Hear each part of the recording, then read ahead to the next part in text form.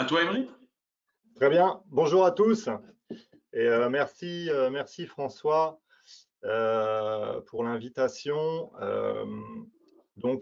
François m'a demandé de bien prendre le temps de me présenter.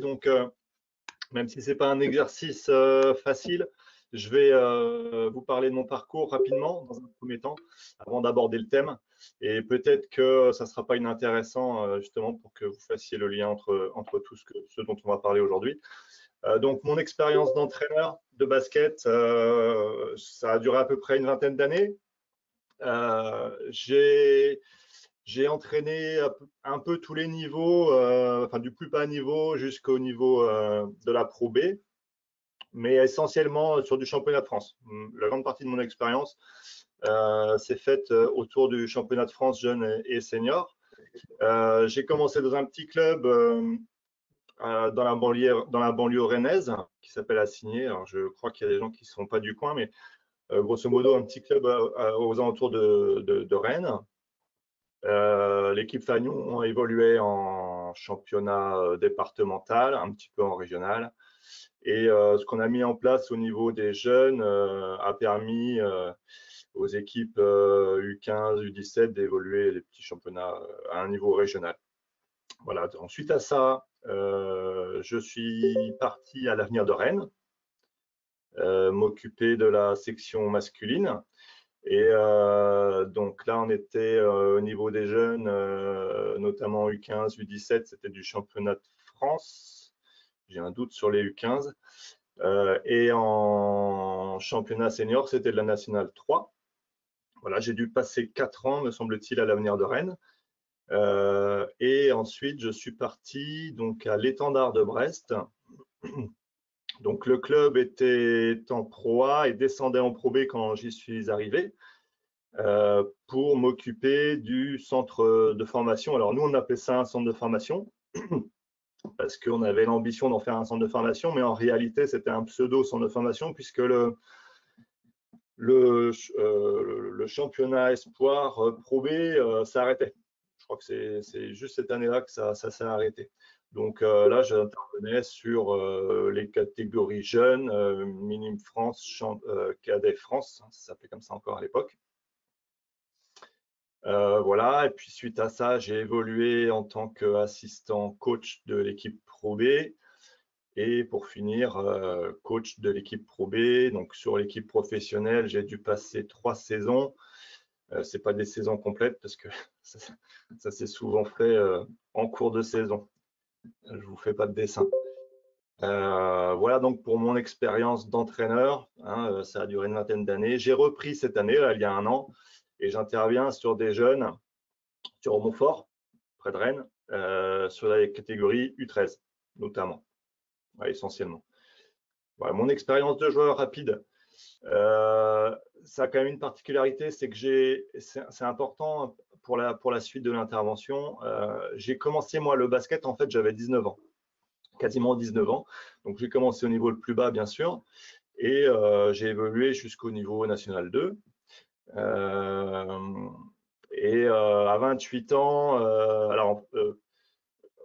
je fais partie des joueurs autodidactes. C'est-à-dire que j'ai eu très peu d'entraîneurs en fait. Je me suis beaucoup entraîné tout seul. J'ai gravi les échelons. Je me suis retrouvé. Le premier entraîneur que j'ai eu, c'était moi en fait.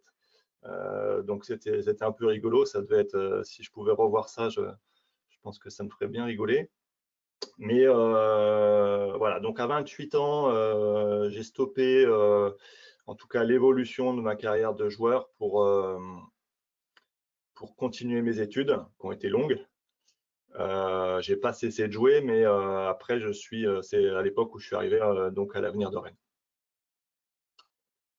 Parallèlement à tout ça, en tant que formateur, j'ai fait 6 ans j'ai été intervenant extérieur à la fac à Rennes sur 2 disciplines différentes, sur le basket à l'UFRAPS et sur la psychologie sociale. Voilà, ce qui nous amène petit à petit vers le sujet d'aujourd'hui. Et j'ai également, peut-être comme certains d'entre vous sûrement, participé un petit peu à la formation de cadre au sein de la Ligue de Bretagne sur les niveaux entraîneur jeune, entraîneur région, tel qu'il s'appelait à l'époque. Voilà. Pour mon expérience de formateur. Donc, ce dont je parlais tout à l'heure, c'est j'ai suivi des études assez longues. Donc, j'ai fait un doc de maths. Ensuite, j'ai fait un parcours STAPS classique, à l'issue duquel j'ai fait un DEA en politique et pratique de l'éducation sur le champ de la psychologie sociale. Et c'est là que j'ai commencé à m'intéresser vraiment à la motivation, notamment à la motivation sur les activités physiques et sportives. J'ai ensuite fait 2 ans de doctorat sur le même thème. Doctorat qui a été interrompu parce que mon travail d'entraîneur me prenait beaucoup de temps, beaucoup d'énergie. J'étais passionné et donc voilà, il a fallu faire des choix. Voilà, ça c'est donc tout ça, c'est mon parcours jusqu'à il y a 10 ans. Et il y a 10 ans, donc j'ai concrétisé un désir de création d'entreprise. Je m'égare pas, hein, je reste dans le thème, vous allez voir.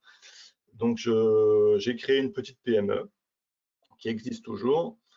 Et là, depuis 3 ans, je suis également dirigeant de club. Je suis président d'un club de tennis de 300-350 licenciés là, sur Montfort-sur-Meux depuis 3 ans. Et en fait, ces 2 fonctions là qui courent encore m'amènent modestement, mais au quotidien, à faire un peu de management.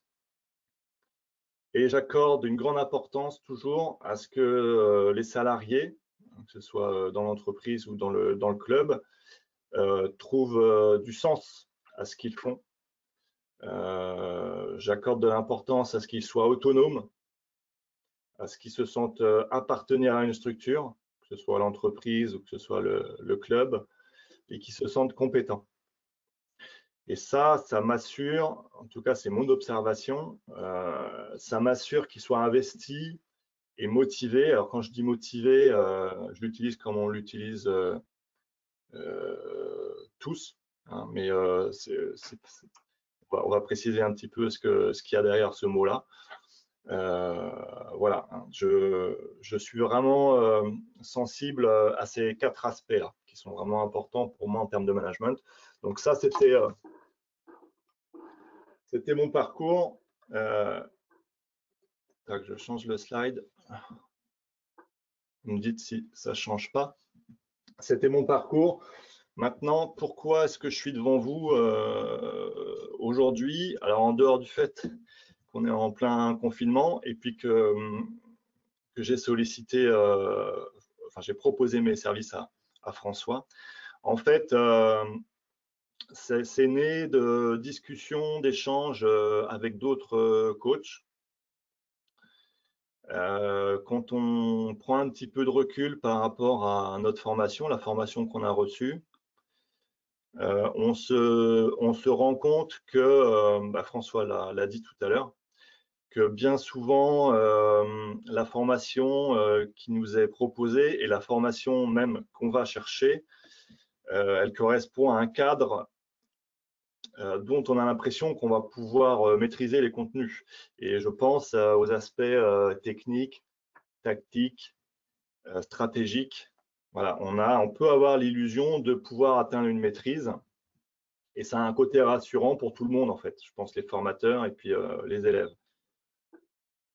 Mais en fait, vous devez découvrir ça au quotidien. Le métier de coach, c'est tout autre chose. Et je ne vais pas hiérarchiser hein, les compétences qu'il faut avoir, mais en tout cas, entraîneur de basket, entraîneur de foot, entraîneur de n'importe quel sport, c'est bien autre chose que simplement la technique, la tactique ou la stratégie.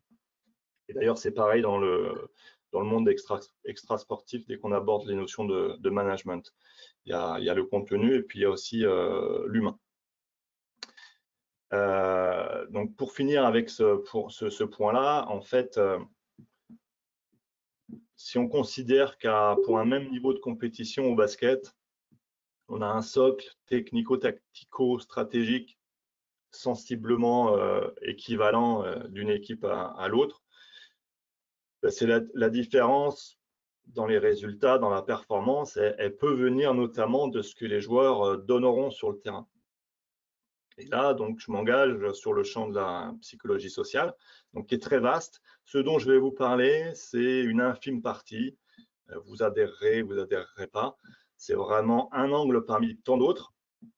Mais je trouvais, donc suite à ces réflexions là au-dessus, je trouvais pertinent de mettre des mots sur des mécanismes en fait qu'on utilise tous les jours, que vous utilisez déjà. En fait, je ne vais pas vous apprendre grand-chose parce que c'est beaucoup du bon sens, mais c'est important quand même de mettre des mots pour conscientiser, pour que vous preniez conscience que ces mécanismes, en fait, ils vous accompagnent. Ils nous accompagnent dès lors qu'on prend en main un groupe. Voilà. Et donc, avant de rentrer dans ce thème-là, de l'engagement, je trouvais intéressant de rappeler, puisque moi, ça fait 10 ans que je suis plus dans ce milieu-là, donc j'observe d'autres domaines. Et le monde de l'entreprise nous envie nos managers. Bon, vous avez sûrement des exemples autour de vous. Alors, nos managers, j'entends les managers sportifs, mais aussi, mais plus précisément en sport co. Voilà. Et parce que tout va tellement vite dans le sport qu'on doit prendre des décisions, on doit améliorer, on doit se relever après un échec, voilà, tout va, c'est à vitesse grand V. Donc, c'est sûr qu'en entreprise, ça va beaucoup moins vite. Et donc, l'expérience qu'on accumule au quotidien pendant une saison, pendant plusieurs saisons, certains autres managers vont mettre une vie avant de vivre toutes ces expériences.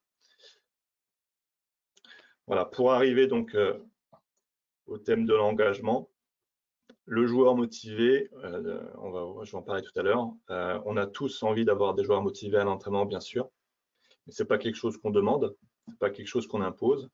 Donc, on va voir un petit peu de quel levier on dispose, nous les entraîneurs, pour créer les conditions de l'engagement.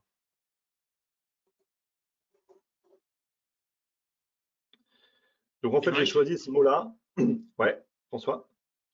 Une première petite question, ouais, et liée peut-être au mot, mais voilà, c'est ce que j'allais poser comme question, c'est qu'est-ce que tu mets derrière un joueur motivé, quoi? Ah bah, alors, je vais d'abord répondre à la question de qu'est-ce que c'est l'engagement, hein, et puis après, on va parler justement de la motivation dans les détails. Je vais essayer de ne pas être justement trop de donner trop d'aspects théoriques. Donc l'engagement, en fait, j'ai choisi ce mot-là parce que c'est un mot qui nous parle, qui me parlait, mais en réalité, je ne vais pas le définir. C'est vous qui allez le définir. C'est vous qui savez ce que vous attendez de vos joueurs en termes d'engagement. Pour certains, l'engagement, bon, j'ai mis dans le désordre, hein, y a pas et puis c'est pas une liste complète. Pour certains, ça va être la vitesse, pour d'autres, ça va être de l'intensité, pour certains, ça va être de la concentration, du don de soi, de prise de risque, de l'investissement, un mélange de tout ça. Peut-être que là-dedans, il y a des choses que vous ne voulez pas voir. Voilà, ça, c'est de votre ressort de coach, de définir ou voilà, de définir ce que vous entendez par l'engagement.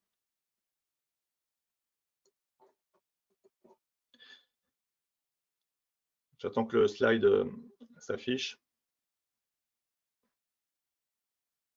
Il y a un décalage entre le son et l'image. Donc, voilà, ça, c'est la partie du slide qu'on va voir après. Mais c'est un prérequis.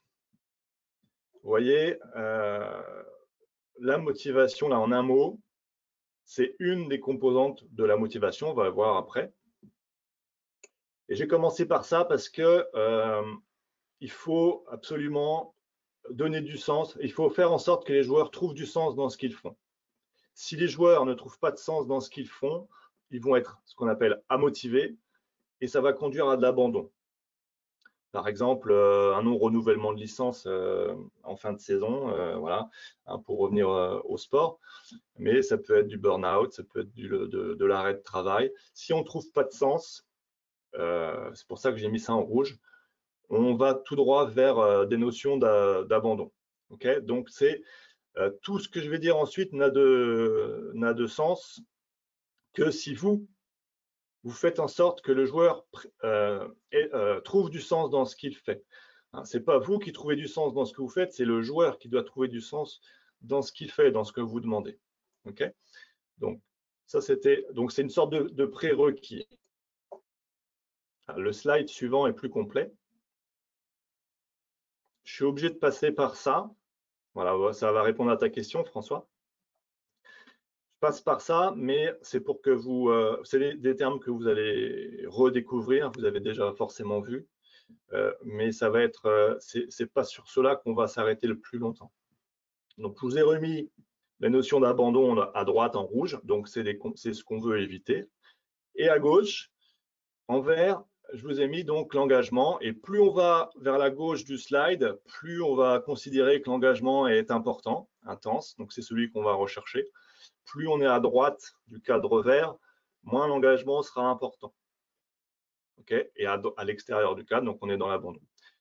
La motivation, pour regarder des mots communs, on peut dire que c'est ce qui explique le comportement. Et nous, aujourd'hui, on va essayer de trouver les leviers qui permettent d'expliquer un comportement engagé. C'est ça l'objectif. Okay, donc, la motivation, j'y reviens rapidement, c'est l'absence de motivation. C'est par exemple, pour prendre un exemple qui va vous parler, alors je sors du sport parce que c'est beaucoup plus parlant dans le milieu du travail, c'est beaucoup plus séparé. C'est par exemple un individu de 20 ans qui vit chez ses parents, qui n'a pas besoin d'argent parce que ses parents lui donnent tout l'argent qu'il souhaite. Il a un frère jumeau. Et puis un beau jour, on ne sait pas pourquoi, les parents lui trouvent un travail alimentaire et lui demandent d'aller travailler. Voilà, donc là,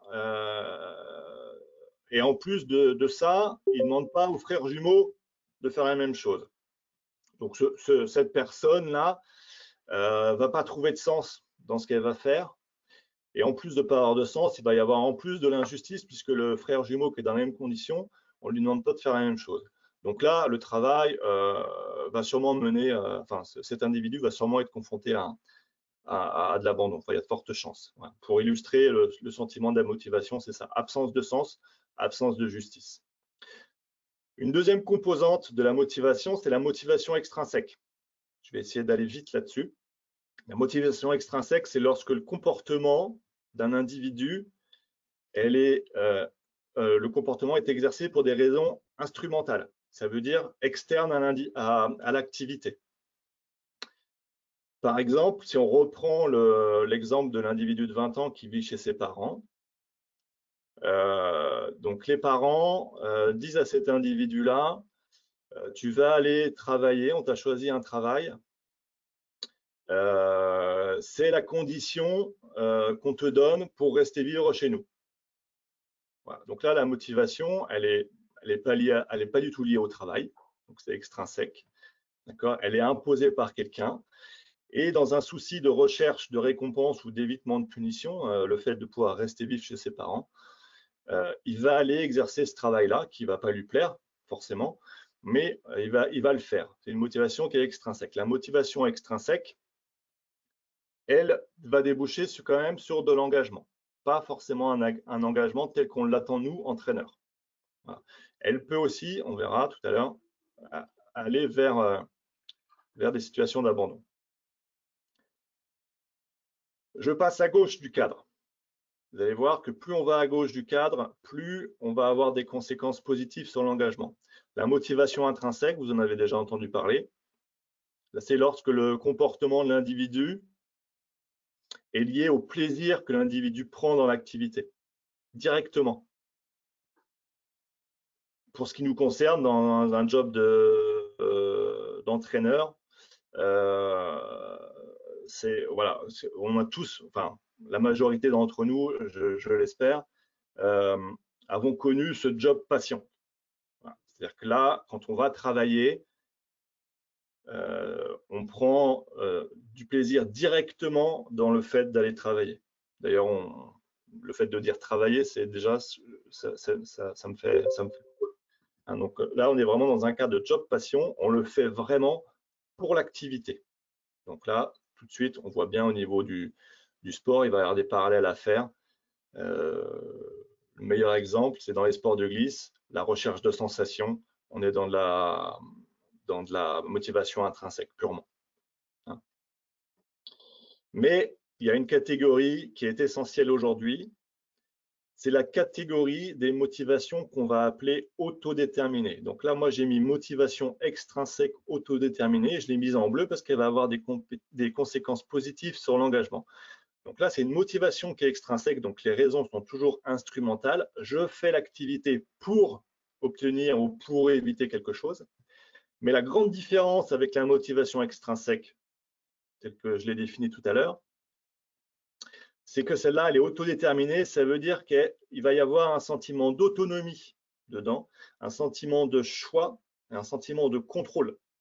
Et ça change tout. C'est-à-dire que là, pour reprendre l'individu de 20 ans qui vivait chez ses parents, il va lui décider de se trouver un travail qui ne va pas forcément lui plaire, mais c'est lui qui va faire la démarche de trouver ce travail-là parce qu'il a un projet derrière. Le projet, ça peut être de se payer les vacances d'été, de trouver un appart. Voilà. La grande différence avec les individus de tout à l'heure, c'est que là, la décision vient de l'individu. Et ça, c'est essentiel. La motivation extrinsèque autodéterminée et la motivation intrinsèque sont pourvues d'un sentiment fort d'autodétermination. OK? Donc ça, c'est les différentes composantes de la motivation et on va voir, nous, ce qui nous intéresse, c'est-à-dire les leviers. OK? Mais avant ça, en guise de pause, je voulais juste que vous vous interrogiez sur les raisons de votre présence. Moi, j'ai expliqué les raisons de ma présence. Vous, quelles sont les raisons de votre présence aujourd'hui? Il y a peut-être des gens qui sont animés d'une motivation à motiver. Ceux-là, ils ont peut-être déjà quitté la conférence, peut-être qu'ils sont arrivés par hasard, le thème ne les intéressait pas, ils n'ont pas trouvé de sens, ils sont partis. Voilà. Peut-être que certains d'entre vous sont animés de cette motivation-là extrinsèque. C'est tout à fait possible. Votre employeur, si ça se trouve, vous dit les conférences du vendredi matin à 9 h, je veux que tu y sois. Voilà. Donc vous êtes là par obligation, pas par choix. Peut-être, j'ai cru comprendre que, peut-être pas aujourd'hui, mais les autres conférences pouvaient rentrer dans votre formation d'entraîneur. Donc peut-être que vous étiez là aussi par obligation parce que ça faisait partie de votre cursus. D'accord? Ça ne fait pas appel à votre choix, à votre décision. Vous devez être là. Donc là, on est dans de la motivation extrinsèque. Je passe à l'opposé, à la motivation intrinsèque d'abord. La motivation intrinsèque pour les conférences, peut-être que vous êtes animé d'une soif de connaissance. Voilà, vous prenez du plaisir directement par le simple fait de vous enrichir de nouvelles connaissances. Voilà, c'est ça que vous venez chercher. Ça, c'est de la motivation intrinsèque. Et la motivation extrinsèque autodéterminée, je pense que parmi vous, vous êtes nombreux, c'est le cas où vous venez chercher de la connaissance. Alors, je ne parle pas de ma conférence aujourd'hui, mais en général le vendredi à 9 h. Vous venez chercher de la connaissance pour vous améliorer en tant qu'entraîneur et dans un objectif d'évolution de carrière. Voilà. Vous savez que parce que vous allez multiplier les expériences où vous allez avoir des connaissances supplémentaires, vous allez trouver plus facilement un emploi, vous allez progresser, vous allez être reconnu. Voilà.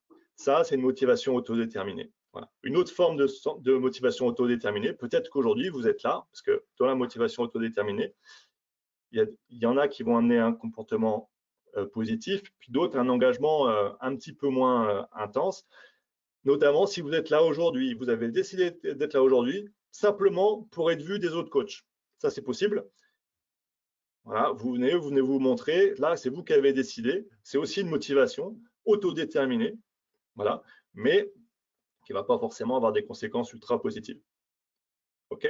Donc, interrogez-vous sur la raison. Ça fait un petit exercice.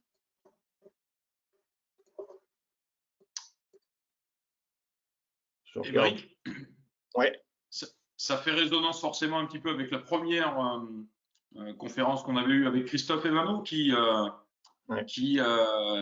parlait des différences dans son groupe, quoi. Et Ouais. parce que malheureusement, nous, on n'a pas affaire qu'à un seul individu. Déjà, il y a nous à traiter, et puis les autres. Est-ce que nous, on doit d'abord faire un travail sur nous pour savoir à un moment donné qu'est-ce qui nous motive à venir encadrer, venir entraîner, que ce soit des jeunes, des seniors, une équipe qui forcément brille sur le plus haut niveau, ou simplement des tout jeunes, quoi. Bah, là, enfin, pour répondre à ta question, là, si tu veux t'interroger sur toi-même, c'est dans un cadre de, je vous encourage, mais c'est dans un cadre de développement personnel. Là, là, on va maintenant aller vraiment dans le cœur du sujet. On va parler de la prise en main du groupe. Et par rapport à ce que tu disais sur Christophe, effectivement, moi, je l'ai vu, la conférence, ça m'a passionné. J'ai trouvé ça super intéressant et il y a plein de choses qu'on fait écho, mais c'est quand même une approche c'est des approches qui s'imbriquent un petit peu, qui sont complémentaires, mais qui abordent des notions différentes. Donc là, je ne sais pas si vous avez ce slide-là, qui est un petit peu plus complet du coup. Je voulais simplement vous faire part d'une stat que j'ai lue la semaine dernière, un article sur une étude qui disait dans le monde du travail, seuls 13% des travailleurs sont très engagés. 13%. C'est hyper faible. Alors, on est dans le monde du travail, on n'est pas dans le sport, heureusement, parce que ça ferait peur. 13% sont très engagés. Et parmi ces 13%, donc ceux qui nous intéressent, 88% ressentent un sentiment fort de contrôle, de choix et de collaboration avec des collègues. 88%. Voilà. Donc là, on est en train de basculer sur la deuxième partie de l'intervention, celle qui va être la plus intéressante. Vous voyez là les trois, le sentiment d'autodétermination, le sentiment d'appartenance sociale et le sentiment de compétence perçue, ça s'appelle des facteurs théoriques, mais moi je les appelle des leviers pédagogiques. C'est des leviers dont on dispose à l'entraînement pour agir sur la motivation. Alors, vous allez voir petit à petit qu'elle soit intrinsèque ou extrinsèque. Moi, ce n'est pas ça qui a le plus d'importance. Ce qui a le plus d'importance, c'est qu'elle soit autodéterminée. Et ça va avoir des conséquences sur l'engagement indirectement. Et on va voir, avec ces trois leviers-là, si on arrive à créer un climat motivationnel, c'est comme si on créait une sorte de terreau propice à l'épanouissement du joueur. Voilà. Donc, ça, c'est l'objectif d'aujourd'hui, c'est d'essayer de développer ces notions-là. Comment on fait pour développer pour utiliser ces trois leviers. Voilà. Donc le premier levier, donc le sentiment d'autodétermination, je vous rappelle que le slide va apparaître. Le sentiment d'autodétermination, donc ça renvoie au sentiment d'autonomie. Voilà. Au sentiment d'autonomie, au fait de choisir d'entrer dans une activité. Alors activité, ça peut être vraiment à très court terme, ça peut être une situation, ça peut être dans une situation un comportement, et puis ça peut être à moyen terme dans la semaine, dans l'entraînement, sur la saison, voilà. Et il y a aussi le sentiment de contrôle.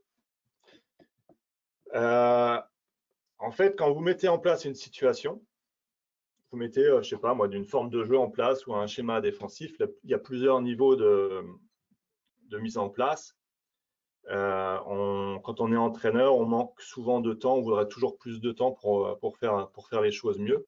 Donc bien souvent, et c'est normal, il va falloir jongler entre les différents niveaux, bien souvent, on met en place des choses relativement fermées, on va être assez directif pour ne pas perdre de temps, pour aller le plus rapidement à l'essentiel. Voilà. Toi, tu fais ça, toi, tu fais ça. Voilà. Ça, c'est le premier niveau. Le deuxième niveau, c'est de sortir de quelque chose de fermé, d'une situation fermée. On va faire appel plutôt à des principes, par exemple, des principes de jeu. Les principes sont imposés, mais les options vont être nombreuses, elles vont être variées, nombreuses. Et comme elles sont variées, nombreuses, les joueurs ils vont pouvoir avoir plus de liberté, plus de choix, ils vont devoir prendre des décisions. Et là, on va solliciter des comportements un peu plus autodéterminés, qui vont avoir des conséquences positives. Le troisième niveau, alors il y a un terme à la mode, je le reprends parce qu'il est à la mode. c'est d'avoir une méthode un peu plus qui fait appel au collaboratif. Donc là, on peut, dans certains cas, quand on a le temps, quand on décide de prendre le temps, mettre en place des choses en échangeant avec les joueurs. Avec toute l'équipe, on met en place des choses. Voilà, ça va être le projet des joueurs petit à petit. Donc, voilà. Et il n'y a pas une méthode. Hein. Voilà, il y a des fois on a le temps, des fois on n'a pas le temps. Donc il faut jongler. Voilà. J'en reviens à la conférence de la semaine dernière. Moi, je suis allé voir aussi donc Mehdi Mari là, et puis bon, j'ai été super intéressé. Et il a parlé de son colloque à Limoges, pas à Limoges, à Voiron. Et donc, je suis allé voir cette conférence là, enfin son colloque, pardon.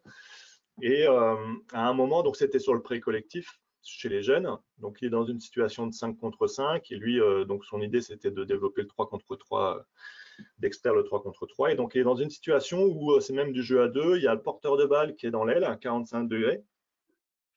Et il y a un poste bas à l'opposé. Donc, c'est des U15, je crois.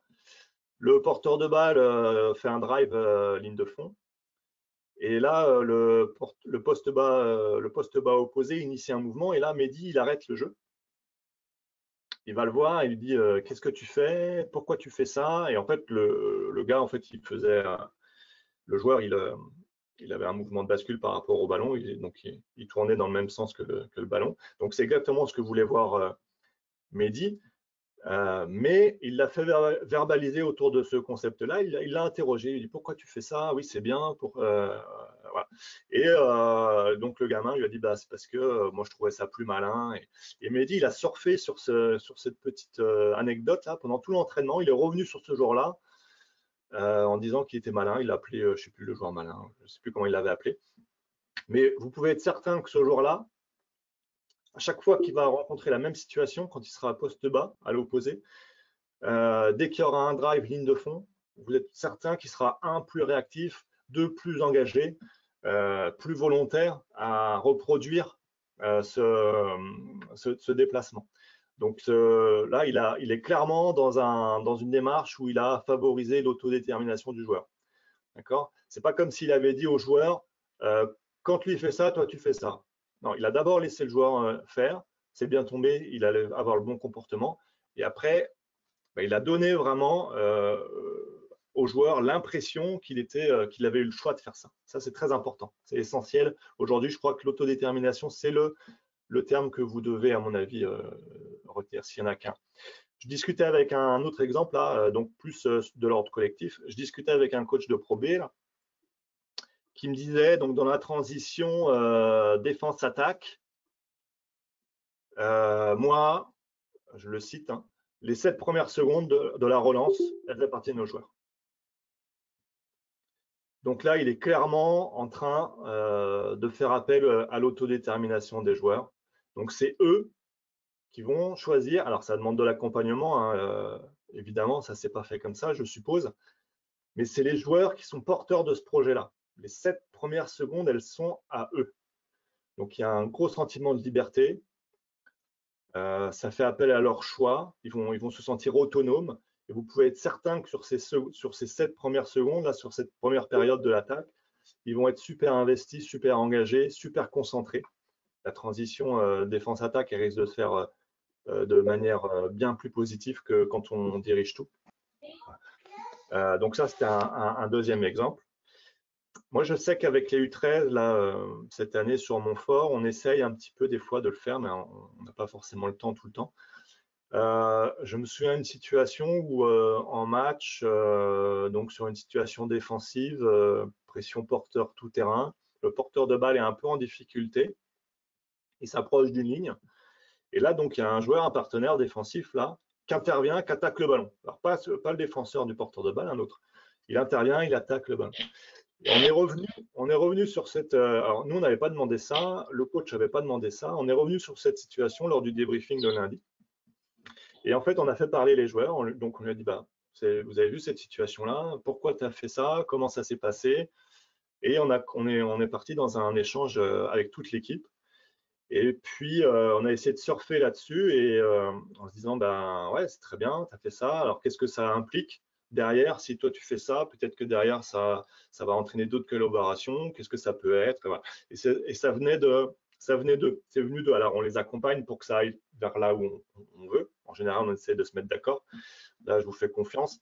En général, on est capable, les coachs, entre guillemets, de manipuler un petit peu les idées. Mais là, c'est pareil. On sait que dans la même situation, puisqu'on a vraiment forcé le trait de l'autodétermination, on sait que dans une situation semblable, les joueurs vont être beaucoup plus réactifs, beaucoup plus engagés à le refaire. Un autre exemple, ça peut être par exemple quand vous laissez, donc en situation de transition attaque-défense, vous laissez le choix à l'équipe de définir la défense qu'elle va faire. Défense tout terrain, défense demi-terrain, défense individuelle, défense de zone. Au lieu de dire ben, sur panier marqué, on fait ça, sur voilà ce qu'on fait tous, là, c'est les joueurs qui annoncent. Alors, le joueur à définir, hein, ça peut être le joueur le plus avancé pour que tout le monde le voit. Après, c'est à vous de définir des codes. Et c'est les joueurs qui vont décider de la défense qu'ils vont faire. Alors, évidemment, ça a des conséquences. Hein. Des fois, ce n'est pas forcément la défense que nous, on aurait choisi en tant que coach. Mais en tout cas, on s'assure d'une chose, c'est que l'engagement des joueurs risque d'être total. Voilà, parce que c'est eux qui choisissent, parce que c'est leur projet, ils vont s'investir d'autant plus. Voilà. Pour revenir sur un plan individuel, au niveau du joueur, je voulais juste finir ce propos là sur l'autodétermination en vous parlant du joueur créatif.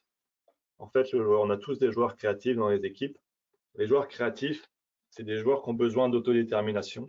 Donc, il faut leur créer un cadre, mais un grand cadre, pour qu'ils puissent s'exprimer de différentes manières à l'intérieur de ce cadre-là. Hein, il faut essayer de ne pas les contrôler. Il faut vraiment qu'ils aient l'impression d'avoir de la liberté, le choix de leurs décisions, qu'ils soient un petit peu autonomes. Voilà, ça c'est pour certains joueurs, c'est plus important que pour d'autres. D'autres, ça va être différent, on verra tout à l'heure. Donc voilà, ça c'était pour l'autodétermination. Donc, il y a un deuxième levier.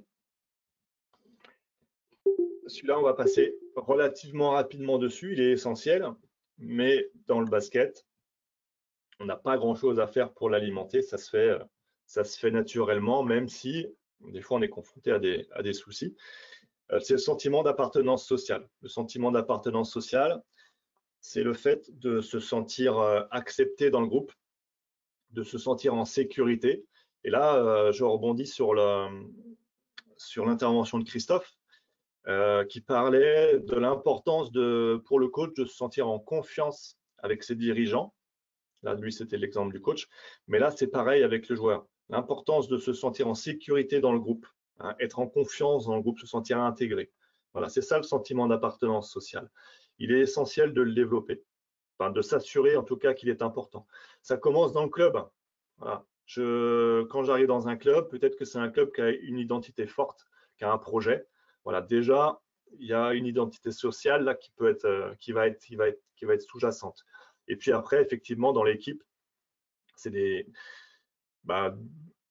du fait des déplacements en équipe, du fait des repas, du fait du jeu simplement, hein, le fait de faire du jeu, tout ça, ça va développer ces sentiments-là, ce sentiment d'appartenance sociale. En pré-saison, on va faire des événements, on va faire des team building, on peut. Des fois, on sent que le sentiment d'appartenance sociale n'est pas assez important, donc voilà, on va essayer de faire des exercices pour améliorer. Mais c'est vrai que dans le basket, c'est relativement facile. Il y a une nuance quand même qui est liée au niveau, je vais y revenir. Mais là, avec la période du confinement, j'ai entendu, on voit souvent un psychiatre à la télé là, qui s'appelle Boris Cyrulnik, qui parlait de l'importance du rire en famille. Donc moi, je l'ai entendu comme l'importance du rire en groupe, qui a le rôle d'accordeur des affects au sein d'un groupe. C'est-à-dire que ça met tous les affects du groupe au même niveau. Et c'est très important en termes d'identité sociale, en termes d'appartenance à un groupe. Voilà, le rire. Bon, je suppose que que les situations de rire quand on fait des déplacements, quand on fait des repas, quand on fait du jeu et tout ça, il y en a quand même régulièrement. Donc la seule nuance que je voulais émettre, c'est que en fonction du niveau, il peut y avoir des différences. Je pense que lorsque l'environnement prend beaucoup d'importance, donc je pense notamment l'environnement familial chez les jeunes, à un certain niveau, pas forcément d'ailleurs, l'environnement des agents de joueurs par exemple, l'influence des agents de joueurs, des fois ça fait que le joueur est centré sur lui-même et il est plus centré sur l'équipe. Donc là, des fois, justement, c'est votre travail de coach de rééquilibrer, de compenser un petit peu. On sait que certains vont tirer vraiment sur le côté individualiste du joueur. C'est à vous, en tant que coach, de le ramener dans un projet commun, dans un objectif commun. Hein. La notion d'objectif de groupe permet de nourrir ce sentiment d'appartenance sociale. Un exemple de joueur dans une équipe qui peut être animé d'un fort sentiment d'appartenance sociale, c'est le soldat. Vous avez tous des soldats dans votre équipe. J'allais dire pas forcément le plus doué offensivement, mais il peut aussi être le plus doué offensivement. C'est le défenseur, c'est celui qui va faire don de soi, qui va vraiment croire dans l'objectif de l'équipe, qui va tout donner, voilà, qui va vraiment se donner pour l'équipe. Lui, il est animé d'un sentiment d'appartenance sociale important. Hein, donc, lui, sa motivation autodéterminée va être importante et son engagement, ça va sans dire. Voilà pour le sentiment d'appartenance sociale. Dans les sports collectifs, c'est vrai que j'ai fait la même intervention au tennis. Le tennis, c'est un petit peu, c'est possible, hein, mais c'est moins induit par l'activité. La troisième notion importante, c'est le sentiment de compétence perçue. Donc, le sentiment de compétence perçue va arriver sur votre écran. Le sentiment de compétence perçue, c'est le fait de se sentir efficace avec son environnement. En fait, c'est sentir que nos actions ont une influence sur notre environnement. Voilà, c'est ça le sentiment de compétence perçue. Et on a des outils pour développer ce sentiment-là, c'est les feedbacks de compétences. Il faut bien, si vous n'en avez pas conscience, il faut bien comprendre que les feedbacks positifs ont un effet direct reconnu scientifiquement sur la compétence perçue, qui a une influence scientifiquement reconnue sur la motivation intrinsèque. Je me sens compétent, alors je recommence. Je recommence, donc là, il y a une notion de répétition qui va être forcément, vous voyez de quoi je parle au basket, la répétition, la notion d'extra practice, voilà, le fait de venir s'entraîner avant, après, en dehors des entraînements. Voilà, si je me sens compétent, je vais aller vers ces comportements-là, beaucoup plus que si je ne me sens pas compétent. Et vous avez un rôle vraiment sur ce sentiment-là. Si on prend un exemple, vous êtes en situation de 5-5, voilà, vous avez demandé, vous avez mis quelque chose en place avec vos joueurs ou alors de manière directive. En tout cas, voilà, il y a une attaque bien exécutée qui amène à une position de tir telle que vous la désiriez, voilà, tir ouvert sur le joueur en plus qu'on avait choisi quand on a fait cette annonce-là, par exemple. Voilà, et le tir est manqué. Il y a 3 niveaux de feedback. Il y a le feedback, le premier niveau, vous allez vous arrêter sur le tir manqué. Voilà, donc là, vous ne donnez pas de sentiment de compétence. Le deuxième niveau, c'est que vous allez mettre en perspective le travail, enfin l'exécution, voilà, qui a été bien faite. Ça nous a amené à un bon tir. Mais le tir a été raté et vous vous arrêtez sur ce tir raté. Voilà. Vous donnez aussi, dans ce cas-là, vous donnez un feedback positif et un feedback négatif. Et puis, il y a un autre niveau où vous ne vous arrêtez que sur ce qui était positif dans la situation. Ouais, les gars, c'est exactement ça que je veux voir. On est dans le vrai. On a amené le ballon où on voulait par rapport à ce que la défense a proposé. Le tir était ouvert. C'est tombé sur un joueur qui est à droit dans cette position-là. Voilà. Vous vous arrêtez là-dessus. Le tir a été raté. vous arrêtez pas dessus ou vous relativisez, bah voilà, c'est une histoire de pourcentage. De toute façon, vous y reviendrez, il y aura un travail à faire, mais vous restez vraiment sur ce qui est positif. Voilà. Et c'est la même chose en défense, hein. On peut avoir une super défense. L'adversaire trouve un tir hyper compliqué, il le met dedans. Bon, bah, voilà. On peut s'arrêter sur le fait que le tir a été marqué ou sur le fait que la défense avait été bien organisée et qu'on a forcé un tir difficile. Donc, les feedbacks, ça donne des repères, ça donne du sens donc à ce que vous faites. D'accord? Donc, c'est important d'en délivrer. Donner du feedback négatif. Alors, en plus de s'assurer de ne pas laisser les joueurs quand même dans un trop grand confort, ben, ça va donner du relief au feedback positif que vous allez délivrer. De la même manière qu'un coach qui crie tout le temps sur ses joueurs sans arrêt, il n'est plus entendu par les joueurs. Ben, si vous donnez tout le temps du feedback positif et que du feedback positif, vous n'êtes plus entendu non plus. Donc le feedback négatif de temps en temps permet de donner du relief. Mais il y a d'autres moments où vous donnez du feedback et on s'en rend un peu moins compte. Mais ça commence lors de votre recrutement, hein. Quand vous prenez votre feuille blanche, vous constituez votre équipe sur la base de profils. Voilà, vous ne mettez pas de nom en face, vous commencez votre feuille, vous mettez des profils. Et puis après, vient le moment où vous appelez les joueurs. Et par exemple, vous avez sur votre feuille, vous avez un profil, c'est un 2 shooter ou un 4 shooter, enfin, voilà, un shooter. Voilà. Quand vous l'appelez, et que vous l'appelez parce qu'il est shooter, et qu'en plus, vous lui dites que dans l'équipe, il aura un rôle de shooter, vous êtes déjà en train de lui donner du feedback positif. Vous êtes déjà en train de jouer sur sa compétence perçue. Et lui, indirectement, il va avoir d'autant plus envie d'aller travailler, d'aller faire du shoot voilà, à l'intersaison ou de venir faire du tir avant l'entraînement, après l'entraînement, en dehors. Voilà. Donc il ne faut vraiment pas négliger l'influence des feedbacks sur le sentiment de compétence, hein, et puis indirectement les effets que ça va avoir sur l'engagement, sur l'investissement. Hein, et puis il y a d'autres moments où on va avoir l'occasion de donner du feedback en séance vidéo. Hein, souvent, on s'arrête sur les points améliorés, mais il faut s'arrêter aussi sur les points qui sont bien réalisés, toujours dans l'idée de reproduire. Hein. C'est bien fait, donc on va reproduire, et puis ben, voilà, c'est vertueux.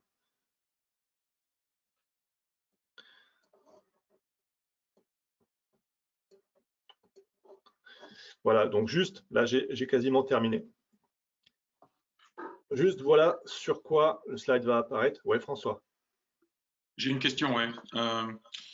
Au travers un petit peu peut-être d'expériences diverses, hein, et notamment sur des divisions intermédiaires, tu vois, en championnat de France, j'ai très souvent vu, moi, une différence d'autodétermination ou d'intervention face au travail des joueurs, notamment entre un joueur français et un joueur étranger, où le joueur étranger était souvent animé, lui, d'une volonté de travailler. Et ça, c'est vraiment un résumé très fort. Hein, attention, hein, parce que c'est pas si clair que ça. Et je trouve que ça se transforme. Mais comment peux-tu toi l'expliquer? Ou as-tu des raisons sur un petit peu le fait qu'on est différent face à cette pratique? Bah, de toute façon, tout ça, toutes ces choses-là, tous ces aspects, ils sont mouvants, hein. Ils sont mobiles et ils sont à rééquilibrer constamment. Mais dans le genre, par exemple, je sais pas moi, alors, je ne sais pas si tu fais référence aux joueurs américains ou aux joueurs serbes. Les deux, moi, de mon deux, oui. expérience, de ce que j'ai vu, les deux sont très orientés vers le travail. Ils sont autonomes. Mais ce n'est pas forcément pour les mêmes raisons. Je pense que dans le cadre du joueur serbe, la motivation, elle est peut-être extrinsèque et fortement autodéterminée du fait de la possibilité, grâce au sport en Serbie, alors moi je ne connais pas bien, hein, tu connais mieux que moi, mais grâce au sport, on peut sortir de situations sociales compliquées. Et donc, la motivation peut être celle-ci, peut-être de s'investir au maximum dans le but de, pas forcément pour l'activité elle-même. Peut-être que le joueur américain, mais ça, je ne pense pas qu'on puisse catégoriser comme ça, hein, mais peut-être que le joueur américain est plus animé d'une motivation intrinsèque, plus liée aux sensations. Mais bon, là, je sens que là, on va sur un terrain dangereux. Hein. Je pense qu'au basket, la motivation extrinsèque autodéterminée est très, très, très présente, mais les facteurs sont multiples. Les raisons sont multiples.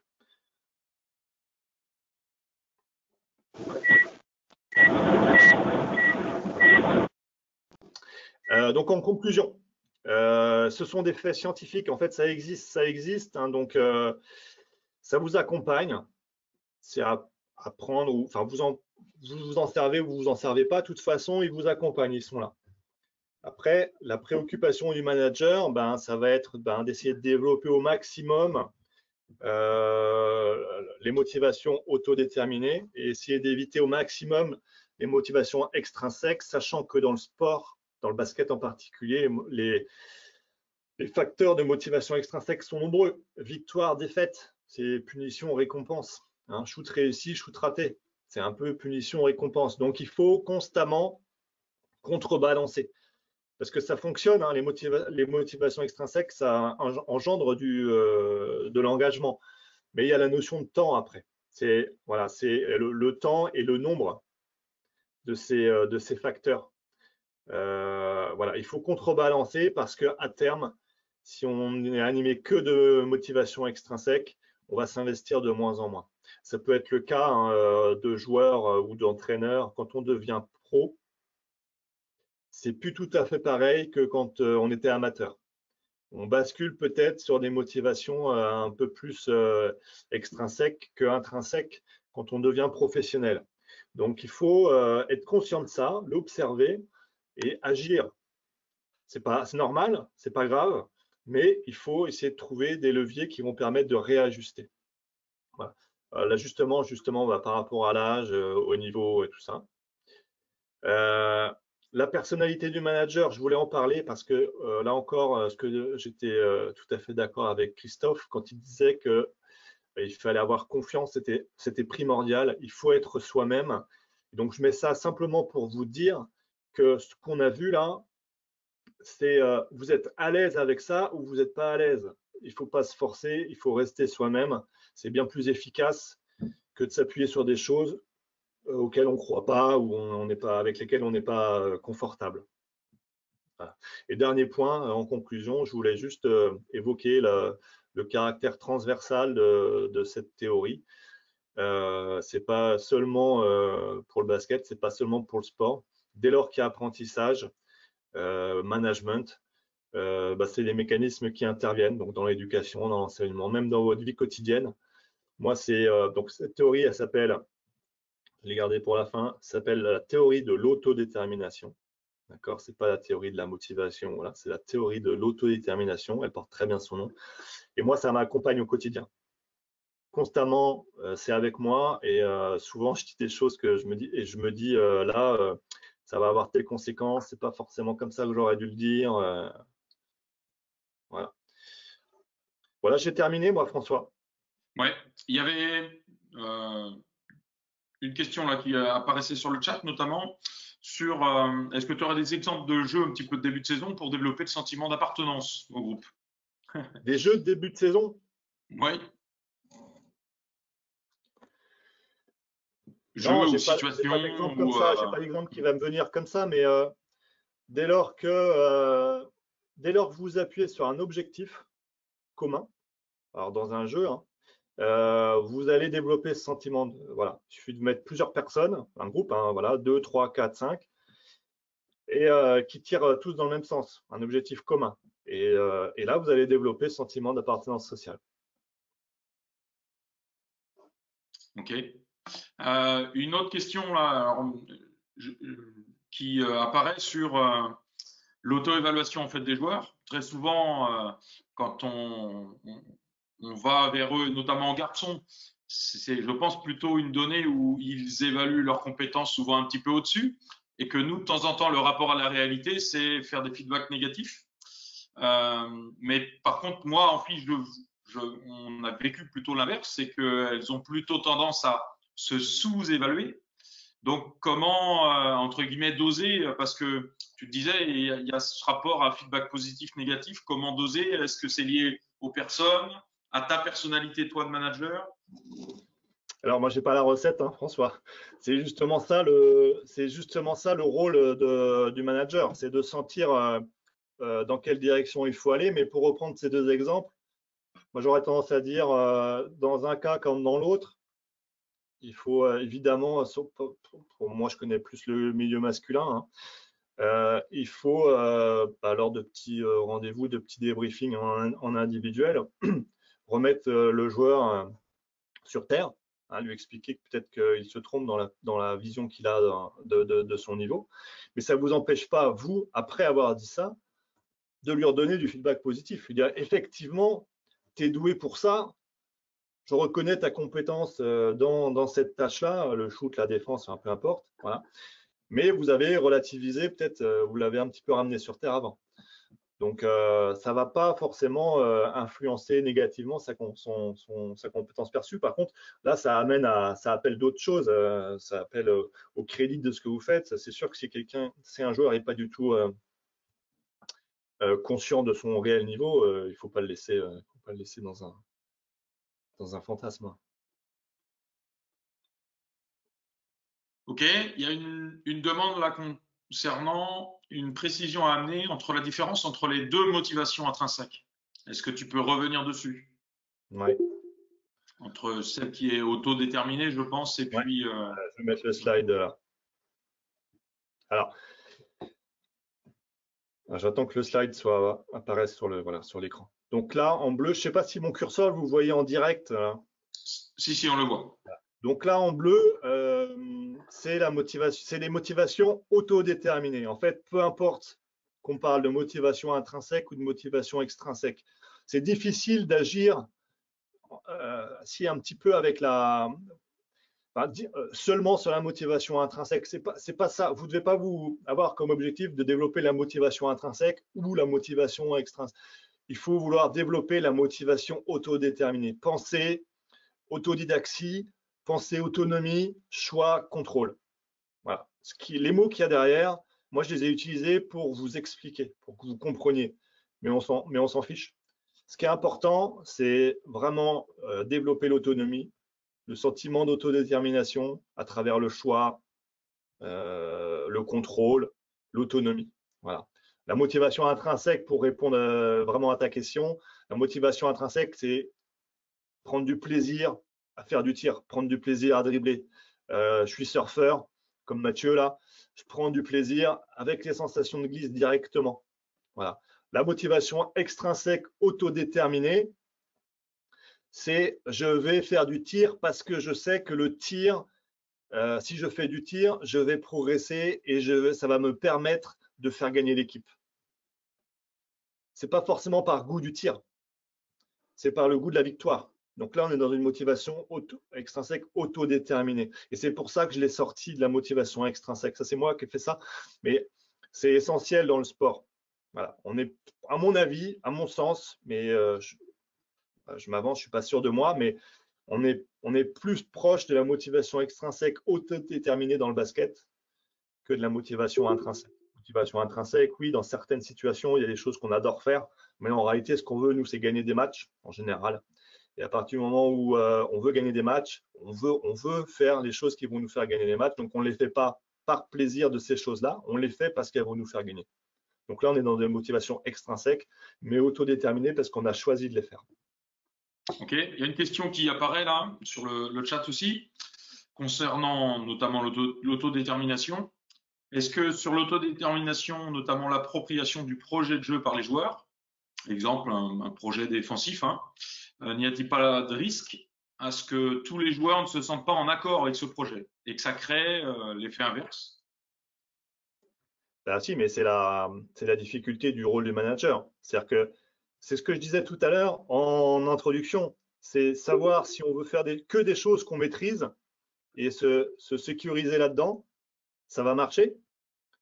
Ou alors, on va vers des choses un petit peu plus complexes, un peu plus longues à mettre en place, mais les résultats sont exponentiels. C'est-à-dire qu'on peut repousser plus les limites.